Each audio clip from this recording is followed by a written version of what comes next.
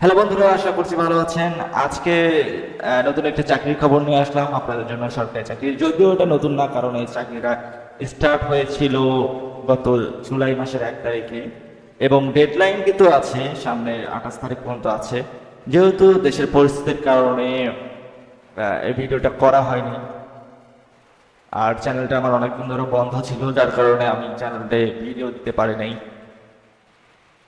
তো অবশ্যই নতুন করে চ্যানেলটা আবার রিওপেন করলাম, কারণ অনেক স্কিল ডেভেলপমেন্ট করার ছিল আমার, যার কারণে কিন্তু আমি ভিডিও দিতে পারিনি আপনাদেরকে। আজকে নতুন করে ভিডিও নিয়ে আসলাম এবং সেই সাথে একটা চাকরির খবরও নিয়ে আসলাম। তবে তার আগে একটু বলে নিই, আমি কিন্তু সবসময় চাকরি করার পক্ষে না। আমি সবসময়ই বলি যে চাকরি নয় উদ্যোক্তা হন, চাকরি নয় উদ্যোক্তা হন, এই কথাটাই আমি সবসময় বলি। আমার এই চ্যানেলের স্লোগানই এটা, চাকরি নয় উদ্যোক্তা হন। তো সেই উদ্যোক্তা হওয়ার জন্য আপনার যে স্কিল ডেভেলপমেন্ট করা দরকার, যদি আপনি ফ্রিল্যান্সিং করতে চান বা কোনো ব্যবসা করতে চান, আমার এই চ্যানেলে আমি সব রকমের আইডিয়া দিয়ে থাকি। ফ্রিল্যান্সিংয়ের আইডিয়া নতুন করে শুরু করবো আমি এই চ্যানেলে। যারা ফ্রিল্যান্সিং শিখতে চান, ফ্রিল্যান্সিংয়ের মধ্যে SEO, lead generation, data entry, তারপর হচ্ছে আরও অনেক রকমের ক্যাটাগরি নিয়ে আমি কিন্তু এই চ্যানেলে ফ্রিল্যান্সিংয়ের বিষয়গুলো ফ্রিতে আপনাদের কোর্সগুলো দিয়ে থাকবো। অবশ্যই আমার চ্যানেলকে সাপোর্ট করবেন। সেই সাথে আরেকটা কথা বলে নিই, যারা ছোট ছোট ব্যবসা করতে চাচ্ছেন তাদেরও আইডিয়া কিন্তু আমি এই চ্যানেলে দিয়ে থাকবো। তো অবশ্যই আমার এই চ্যানেলটাকে সাপোর্ট করবেন। তো আজকে যে সরকারি চাকরির খবরটা নিয়ে আসলাম আপনাদের মাঝে, সেটা হচ্ছে বাংলাদেশ রেলওয়ের। দেখতে পাচ্ছেন ডেডলাইন কিন্তু সামনে 28 তারিখ পর্যন্ত রয়েছে, বিকাল 5টা পর্যন্ত। তো সার্কুলারটা দেখি, এই যে সার্কুলারটা রয়েছে, সেখানে কিন্তু কি কি পদের কথা বলা রয়েছে একটু দেখে নিই। এখানে 1 নম্বর যে পদের কথা রয়েছে, এটা হচ্ছে ট্রেন এক্সামিনার। এর বেতন সংখ্যা কিন্তু 11,300 থেকে 27,300 পর্যন্ত এবং পদের সংখ্যা রয়েছে 45টি। বয়স সীমা এখানে বলছে 18 থেকে 30 এবং শিক্ষাগত যোগ্যতার কথা এখানে একটা বলা রয়েছে। যে কোনো স্বীকৃত বিশ্ববিদ্যালয় হতে যে কোনো বিষয়ে ন্যূনতম আর কি 2য় শ্রেণী বা সমমানের সিজিপিএ সহ স্নাতক বা সমমানের ডিগ্রি লাগবে এবং এটা সকল জেলার প্রার্থীরাই আবেদন করতে পারবে। দ্বিতীয়ত যে পদের নাম রয়েছে সেটা হচ্ছে ট্রেন পাটনার, গ্রেড 12তে। এটা সবগুলো কিন্তু গ্রেড 12 না, এটাও গ্রেড 12, প্রথমটাও গ্রেড 12 ছিল। তো এটাও গ্রেড 12 হওয়ার কারণে বেতন সংখ্যা কিন্তু 11,300 থেকে 27,300 পর্যন্ত একই এবং এটার পদের সংখ্যাও রয়েছে 27 জন, 27টি পদ রয়েছে এবং বয়স সময় একই 30 থেকে 18। এখানে যেটা বলেছে শিক্ষাগত যোগ্যতার কথা, সেটা হচ্ছে যে কোনো স্বীকৃত বিশ্ববিদ্যালয় হতে আপনার ন্যূনতম আর কি 2য় শ্রেণী বা সমমানের সিজিপিএ লাগবে।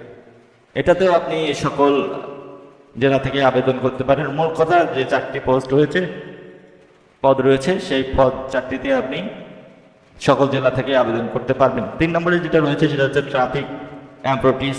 এটা হলো গ্রেড 14, অর্থাৎ আর একটু কম হয়ে গেল বেতন।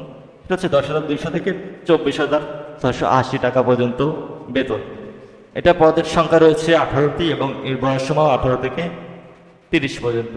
এটাও বলা হয়েছে যে কোনো স্বীকৃত বিশ্ববিদ্যালয় থেকে ন্যূনতম 2য় শ্রেণীর সমমান বা সিজিপিএ লাগবে, একই কথা বলেছে এখানে এবং সকল জেলা থেকে আপনি আবেদন করতে পারবেন। 4 নম্বরে যে পদটা রয়েছে সেটা হচ্ছে ট্রেড অ্যাপ্রেন্টিস, গ্রেড 20-এ 8,250 থেকে 20,010 টাকা পর্যন্ত বেতন এবং এটাতে হিউজ পরিমাণ লোক নেবে। আপনি দেখতে পাচ্ছেন 248টি লোক নেবে, 248টি পদ খালি রয়েছে, হিউজ পরিমাণ পদ। তো বয়স সময় 18 থেকে 30 এবং যে কোনো শিক্ষা বোর্ড হতে ন্যূনতম এসএসসি বা সমমানের পরীক্ষা উত্তীর্ণ হলেই এই চাকরিতে আপনি আবেদন করতে পারবেন দেশের সকল জেলা থেকে। তো এখানে আরও কিছু বিষয় যেখানে বলা আছে, যেগুলো আপনি অবশ্যই এই ডাউনলোড করে এটা ভালো করে পড়ে নেবেন, যেটা আমি পুরোটা বলতে পারতেছি না।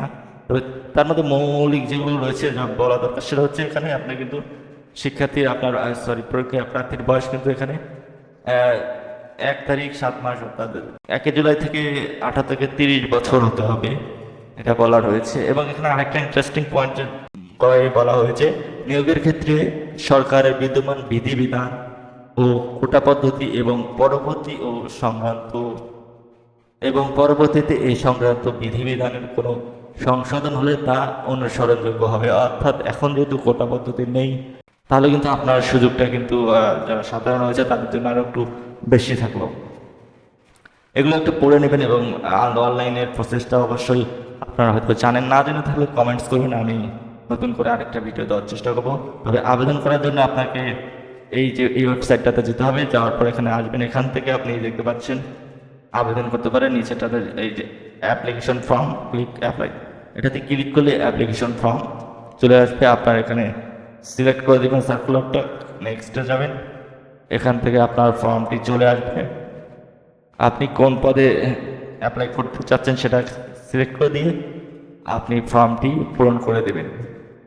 এই যে ফর্মটা চলে এসছে, সুন্দরভাবে পূরণ করতে পারেন। এই ফর্মটা কীভাবে পূরণ করতে হয় বা কী করতে হয় না করতে হয় যদি না জেনে থাকেন কমেন্টস করবেন, আমি নতুন করে আরেকটা ভিডিও বানিয়ে আপনাদেরকে এই প্রসেসটি বলে দেব। তো ধন্যবাদ ভিডিওটি পুরোটা দেখার জন্য। যারা উদ্যোক্তা হওয়ার স্বপ্ন দেখছেন চাকরির থেকে, আমি এখানে চাকরির খবরও আপনাদেরকে দেবো। যারা চাকরি করতে চাচ্ছেন খবরগুলো এই চ্যানেলেই পাবেন। কিন্তু যারা উদ্যোক্তা হতে চাচ্ছেন, ফ্রিল্যান্সিং করতে চাচ্ছেন, ক্যারিয়ারটাকে নিজের মতো করে সাজাতে চাচ্ছেন, তারা নিশ্চয়ই উদ্যোক্তাই হবেন। এই জন্য আমি এই চ্যানেলে আপনাদেরকে সুন্দর সুন্দর ব্যবসার আইডিয়াও দিয়ে থাকবো। সাথে ফ্রিল্যান্সিং যারা করতে চাচ্ছেন, ঘরে বসে ইনকাম করতে চাচ্ছেন বা ব্যবসা করতে চাচ্ছেন ভালো, সেই আইডিয়া পরামর্শ আমি এই চ্যানেলে দেবো এবং অবশ্যই আমার চ্যানেলকে সাপোর্ট করবেন। আজকের মতো এই পর্যন্তই, দেখা হবে পরবর্তী ভিডিওতে।